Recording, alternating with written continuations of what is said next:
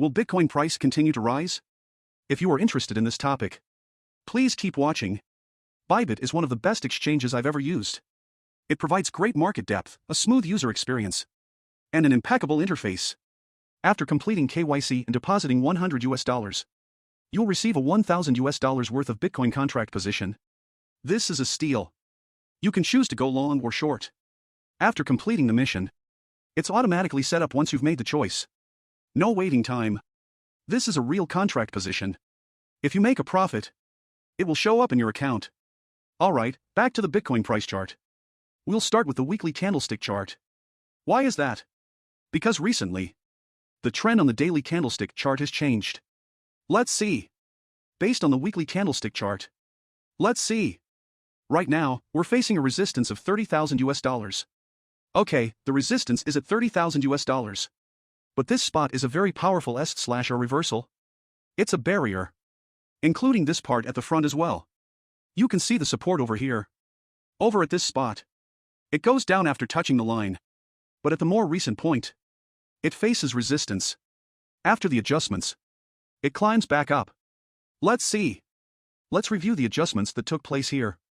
We thought this adjustment was targeting the previous price increase in the daily candlestick chart.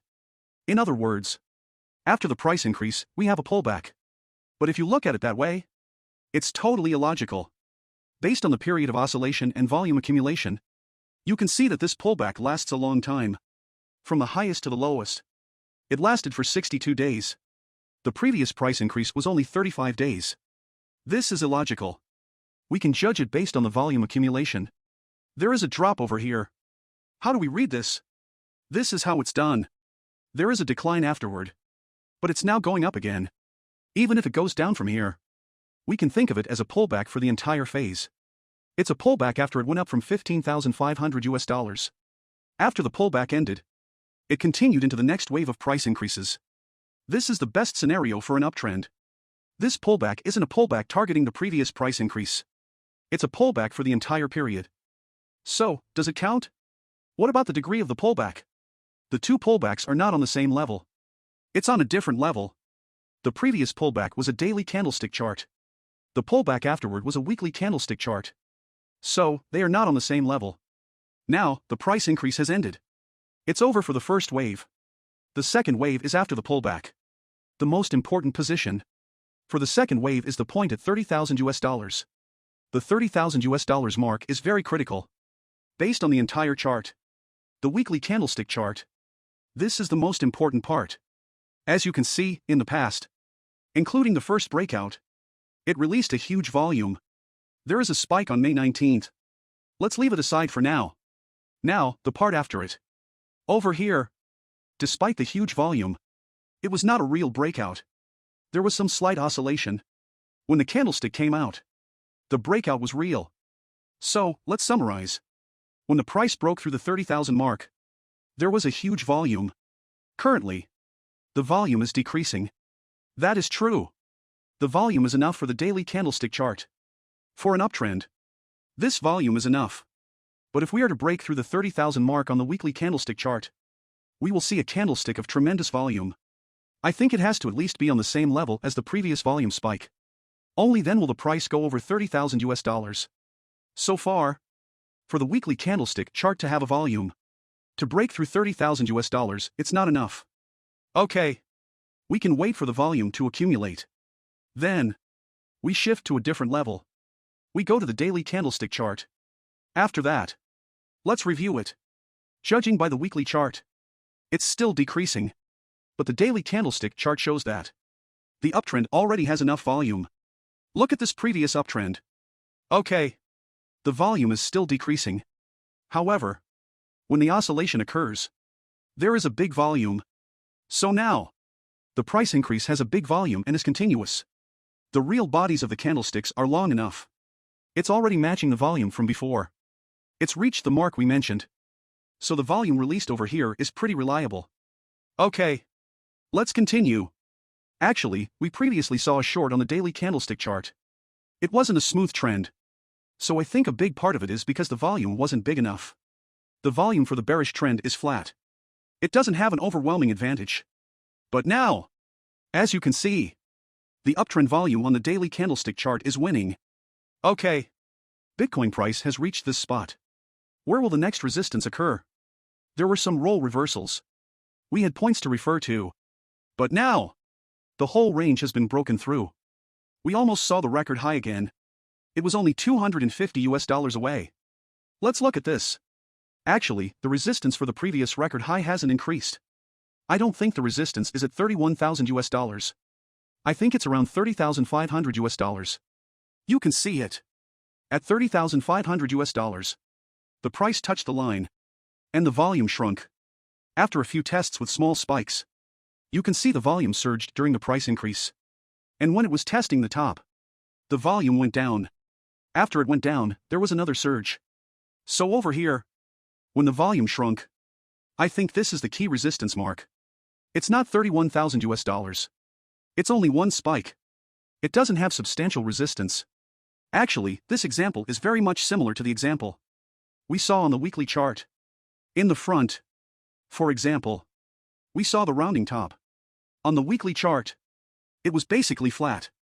So where is the resistance? It's where the candlesticks are tightly packed. It's not the highest mark of $65,000. It's where the candlesticks are packed together. That is the real meaningful resistance. As you can see, it was flat over here. The volume was shrinking too. And then, the resistance was around $60,000. But later on, its effect came into play. How so? Let's analyze the details. Let's check the daily chart. You'll notice that we could use the $60,000 mark as a boundary. When there was a price hike, the whole oscillation range was above the $60,000 mark. After it dropped below that price, it had a few retests again, but it couldn't reach the previous high price. And then, the price plummeted. We can observe this. Which resistance is more valid? The 60,000 mark or 65,000? It has to be the $60,000 mark. We'll extrapolate the same method. To correspond to the current chart position, the resistance from higher up is around $30,500. That was the more effective resistance. The market is under the influence. We'll go to a smaller time frame next. However, let's take a look at the resistance that's higher up. We all think it's $30,000. But it's actually a range. It's a range. Let's show 2 points. The price has broken through all the previous role reversals. We have to look at the more recent trend. Which side will have the more apparent resistance? Over at $28,500. Actually, we can prove its effectiveness in an early stage. If it were to go up again, it would reach $32,000. So, $28,500. If we pull it here to the current chart, we can see that it has resistance and role reversals. It doesn't have recent momentum. And now, we pull the $32,000 to the front end. You can see it's equally viable. So at $32,000, it's been an important resistance many times. You can see it here. Spikes. But the real body is not down there. And there was a false breakout. A clear S/a reversal. So up next, the more important resistance is around $32,000. For the short term. On a smaller level, it's around $30,500. Now, let's go to a smaller level. The 4-hour chart. Yesterday, there was a long upper shadow. But this upper shadow doesn't change the entire trend. This upper shadow recorded a price change of around $1,000 during yesterday's pullback. It's not a small amount. But the shooting star doesn't mean the end of the trend. It's not what it means. We can easily find it anywhere. Even if there's a hammer during a price hike, such as this position over here, it's only a temporary adjustment. The price will continue to increase later on. So over here, there was a shooting star. But it's not the end of the trend. It only means that we have to observe further. More importantly, is the red candlestick volume huge? We can see that the bearish candlesticks afterward were all short. The volume didn't increase. I think the spike yesterday didn't affect anything. It's only a temporary stop. But it doesn't affect the entire price increase trend. Now, let's look at Ethereum. It's much weaker than Bitcoin. Ethereum has reached an S/a reversal level. Over here, these few parts really showed its effect. If you want to go long, we are having an uptrend. The daily candlestick chart, the 4-hour chart, and the 1-hour chart can all be uptrends. We can see it clearly with the moving averages. It's alright to have an uptrend. The market has turned bullish on the daily chart. If we look at the moving averages of the daily chart, the market has turned bullish. Yes, it's turned bullish. The deviation is relatively severe. Now, look at this. Ethereum has a weak trend.